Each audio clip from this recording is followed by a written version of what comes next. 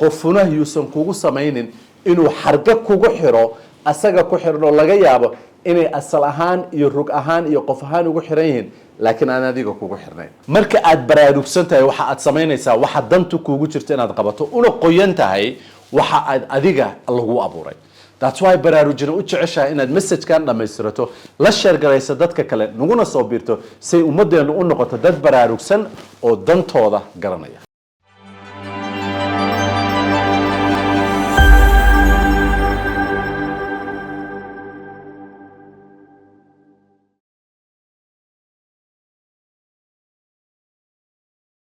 sidii cashirkii hore aan ka soo hadalnay ama qaybteennii koowaad aan ka soo hadalnay waxaan ka soo hadalnay hamiga iyo hawshu waxa ay tahay waxaan ballan qaadnay haddii rabbi raalli ka dhigo milyanka qof ee na dhegaysata in aan ka dooran doono 100 qofood aan course u samayno bal hal mar aan kuugu celiyo intaanaan baartiga labaad ka hadalnin muxuu yahay dream waxaan ku soo sheegnay dream is an inspiring picture of the future that energize your mind haddaba maadaama uu dream saas yahay maxay tahay cilada ama obstacle-ka ka hor yimaado qofka dream-ka leh ama qofka hanka leh waxaan maanta soo qaadanaynaa 5 waxyaalood oo ku diidi karaa in aad hankaaga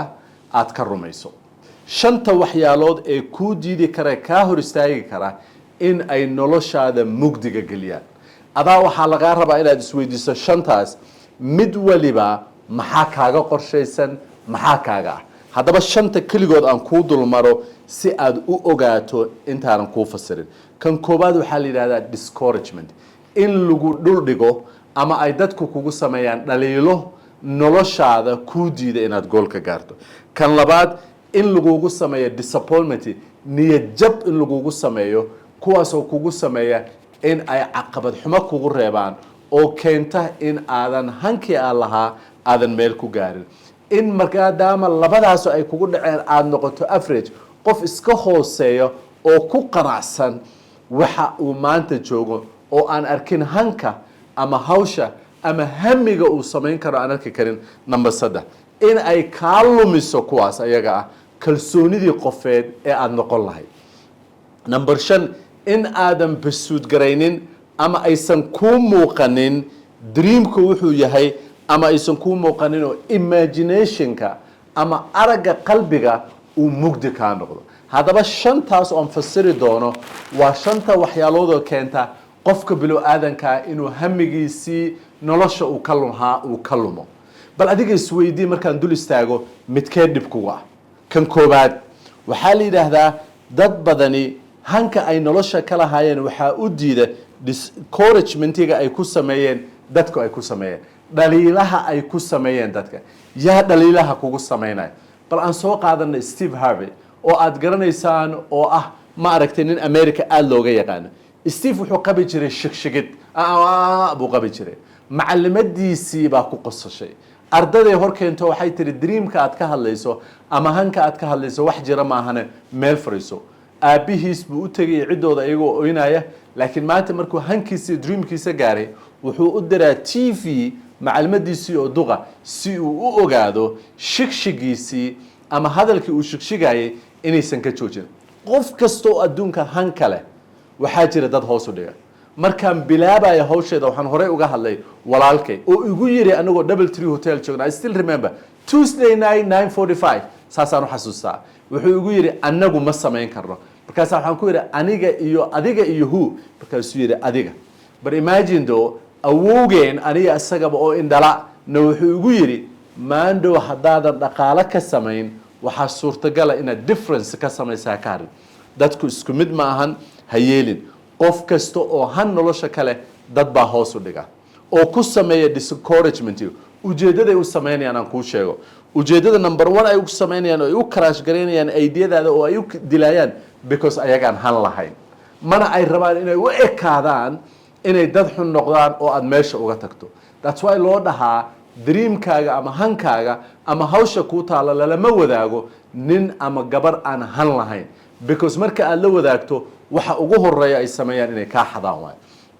waxaa jira tijaabo la sameeyay oo 4 daanyeer lagu sameeyay waxaa la geliyay dhulka hoostiisa waxaa loo sameeyay jaranjaro ay ku soo degi karaan waxaa la dul dhigay jaranjarada dusheeda moos mid kasta oo damca inuu jaranjarada mooska u soo aado waxaa lagu shubaa biyo qabow saas darteed kaligiis laguma shubay afartaba waa lagu shubaa markii dambe go'aan waxay ku gaareen dhowr xabo oo moos oo loo soo tuuro maahan inaysan mooskaas aadin waxaa laga soo saaray afartoodii mid cusub mid baa laga soo saaray mid cusub baa la geliyay biyihiina waa laga joojiyey markuu midkaasu damco inuu kor aado saddexdii kale oo ogeyd biyo shubkii baa hoos u reebaysa why because waxay xasuustaan wixii ayaga reebay laakiin midka cusub ma oga wuxuu ku qancay saddexda kale markii dambe mid kale la soo saaray oo saddexdii hore ka mid ah afartiiba waa laga saaray meesha afar cusub baa la keenay midkoodna kor ma aadayo ujeedadaysan u aadeen ma taqaanaa because kuwoodii hore baa discouragement lagu sameeyay qofuna yuusan kugu samaynin inuu xarbe kugu xiro asaga ku xiran oo laga yaabo inay asal ahaan iyo rug ahaan iyo qof ahaan ugu xiran yihiin laakiin aan adiga kugu xirnayn discouragement-iga taas waay number 2 midda la yidhaahdo disappointment what is a disappointment disappointment-igu waxay ka timaadaa ama qofka disappointment-giisa ay ka timaadaa the gap-ka u dhexeeya reality-ga iyo waxa asaga uu rabo tusaale ahaan markii qofka uu disappointment-iga dareemayo waa inuu ogsoon yahay inuu jiro waxaa hidgaraysay oo ku dhacday in reality-ga maxaa waaye mar kasta oo aad gool leedahay ama aad rabto nolosha inaad han ka gaarto waxaa reality-gu ay noqonaysaa in derbi ku soo celiya uu jiro waa inaad ku talagashaa ama aad ogsoon tahay I will not be disappointed goolkayga ama rajada aan nolosha ka leeyahay macnaheeda ma aha markii wax igu dhacaan ama aan derbi ku dhaco inaan dib u soo noqdo qof kasta oo adduunkan meel ka gaaray wuxuu manage gareeyay ama uu ogaaday in disappointment-giisa aysan la harin maxaa yeelay inaysan ku noqonin erab xumo inaysan ku noqon waana wax lagaa rabo number 3 average qof kastaay ama dadka inta ugu badan waxay habit ku dhigtaan ama ay normal ka dhigtaan inay noqdaan in average inay noqdaan average macnaheeda maxaa waaye you the top of the bottom dadka hooseeyaad ugu sarreysaa macnaheeda xaafadda baa ku magacawda laakiin adduunka lagaama yaqaan macnaheeda waxa weeye excuse baa waxaad ka dhigataa everything inaad uga hartay because of that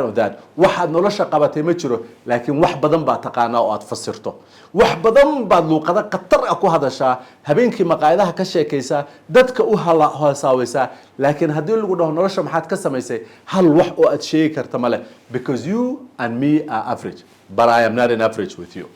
average nimada kugulama jiro ma ka bixi kartaa adoon cidna excuse ka dhiganin inaad average diido oo aad dhahdo I am not settling inaan average noqdo because average inaan noqdo waa waxa kalifaya inaadan dreamkaaga iyo hankaaga iyo hawsha kuu taala aadan qabanin si aad uga dhaadhiciso dadka waxaa i hor istaagay saas shaqada waxaa la iiga soo ceeriyay colorkayga waxaa jira saas qof walbaaye waa maraa mana diido mana yeelo inuu average noqdo ama mediocre inuu noqdo because mediocre ama average is a personal trait it's a choice aad adiga samaysanayso oo aad u baahan tahay inaad diido ama aad ka baxdo number 4 the lack of confidence waxaa qofka u diida number 4 inuu goolkiisa iyo hankiisa gaaro kalsooni xumo uu ku qabo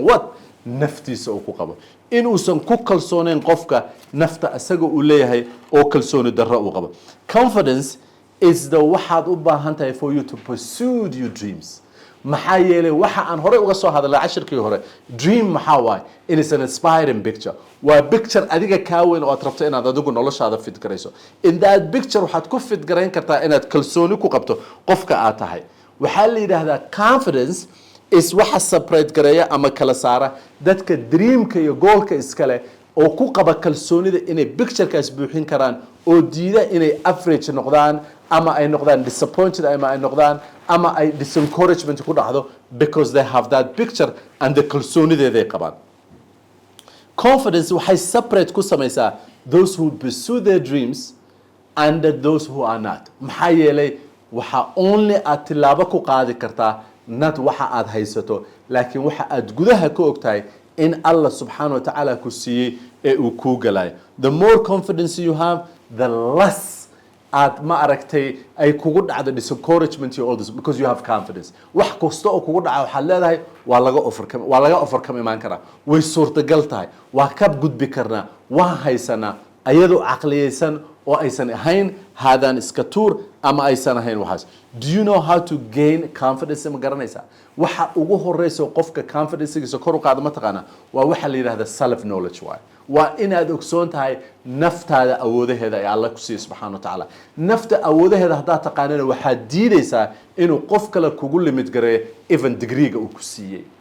shahaadada lagu siiyay ee laga yaabo inay tahay curriculums human being uu diyaariyay oo lagugu yeeray inaad lawyer tahay, inaad dhakhtar tahay, inaad mechanic tahay, inaad software tahay oo wax wanaagsana haddii aysan dadnimada kaa saarin. In badan maxaa dhacda degree-ga qofka waxay ka saartaa dadnimadiisa. waxa uu helayaa qofka degree-gii laakiin waxaa lumaysa dadnimadii iyo confidence. And that's why inaad self knowledge u haysato naftaada ay qiimo u tahay. qisadaas waxay soo xasuusisaa nin la yiraahdo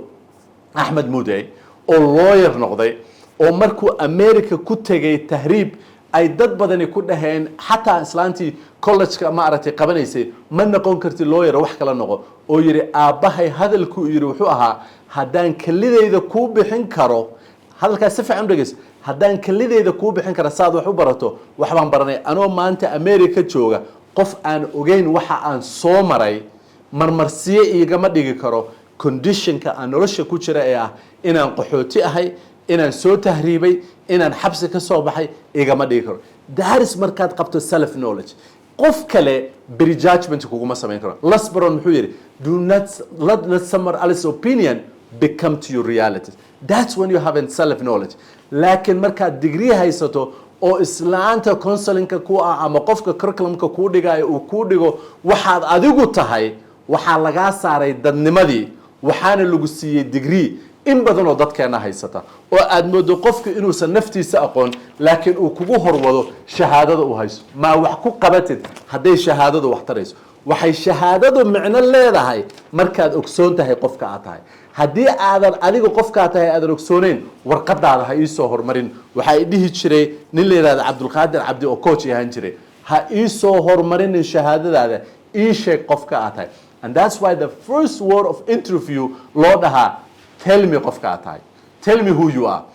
They already see your resume or CV waxaad ugu yeertaan. They're not interested. waxay rabaan inay ogaadaan qofka aad tahay inaad taqaano potential-kaagu meesha uu joogo iyo dadnimadaadu waxay tahay. The really confidence coming from where? Knowing yourself, accepting your weaknesses and inspire the picture you see inside. That is the real confidence. inaad ogsoon tahay qofka aad tahay limitation-ka aad leedahay iyo qofka aad aaminsan tahay. It makes me so passionate nin aan magaciisa sheegaynin oo ka soo labisan jiray one of the most expensive suit places in Minnesota oo Northstorm la yiraahdo markaas $120 samayn jiray oo aniga ay dhihi jiray dadka ma aragtay qaba suudadka ka waaweyn iyo waxaas anaga nama compete gareyn karaan. I did wixii 2 sano asaga ku qaadatay in 8 months. yuusan qofna kuu sheegin qofka aad tahay mar hore alla kuu sheegay confidence-gaagan yuusan kaa luminin ogsoono haddaa rabto inaad dream-kaaga gaarto. I want to emphasize this details. ogow ilaahay subxaanahu wa tacaala baa carrada ka qaaday naftaada abuuray ability kugu abuuray ciduna waxay doontaa ha ku siisee yaysan kuu sheegin qofkaa tahay ka duwan wixii alla kuu sheegay subxaanahu wa tacaala. Number 5 oo amida u dambaysa, some people have a lack of imagination. Imagination ama inay image haystaan in the picture of the future-ka wuxuu noqon karaa ama waxa ay arki karaan baa cajiiba. tusaale ahaan arrintaas waxay soo gelinaysaa Nabiga Maxamed sallallahu alayhi wasallam oo dhaxda ay ugu xiran tahay xarig asagoo ay ugu xiran tahay gaajo. mararka aan ka sheekeyn jiray waxa laga yaabaa inaan arkeen laakiin marka lagu tuso la kaaga sheekeeyay siirada haddana lagu tuso meesha la joogay iyo kuleelka iyo waqtiga aad imagine garayso buu nabigu wuxuu ku haminayay dawlada waaweyn in ay dadkooda qabsan doonaan. Maybe that inspiring message kaas wuxuu ahaa in message oo Ilaahay subhanahu wa ta'ala ugu yimid laakiin waa inaad ogsoonaato way sometimes riyadu can become in something oo Ilaahay kugu inspire garaynayo. And that's why you need to have an image ka weyn waxa hortaada yaala. image aad arki karto in dalkaagu uu nabad ku noqon karo aniga iyo aniga ra'yigayga in dadkaagu ay ku riyoon karaan nabad adiga dartay inay dadkaagu heli karaan. In that image ma aha wax hortaada yaala. It's something you need to imagine adu baahantay. wuxuu yiri ninkii Einstein la oran jiray imagination is more important in a dream. maxaa yeelay dream waa waxaad warqad iyo qalin ku hayso waa waxa aad kula taasuuroonaysa laakiin for you to close your eyes and imagine in the future and inaad aragto oo laga yaabo in alla kuu rumeeyo waa waxaad u baahan tahay inaad ra'yigeeda iyo aragtideeda aad leedahay oo aad u baahan tahay inaad samayso imagination can be done for anyone qof kasta waa imagine garayn karaa qof kasta future-ka uu imagine garayn karaa ama arki karaa in aragtideeda laakiin waxaad u baahan tahay inaad future-ka ka aragto in si in inspire way oo spiritual uu ku jiro oo ah alla awoodiisa iyo tabartiisa aad ka aragto naad aniga awoodeyda iyo tabarteyda naad shaydaanku wuxuu kuu qurxiyay inaad ka aragto inaad fahanto waaye that is the most important thing aad u baahan tahay and I think that's why Nabi Muhammad sallallahu alayhi wasallam uu dhahay haddii ay qiyaamuhu soo dhacayo waa inaad abuuri kartaa geedka xataa malakumoodkaaga haddii yimaado because you wanted dad kaa dambeeya inay isticmaalaan ama ay arkaan dreams ama imaginations it's something you can renew markay wax kugu dhacaan ama aad kufto aad renew garayn karto aad u baahan tahay and it's something aad u baahan tahay inaadan give up garaynin because the circumstances hawsha aad ku jirto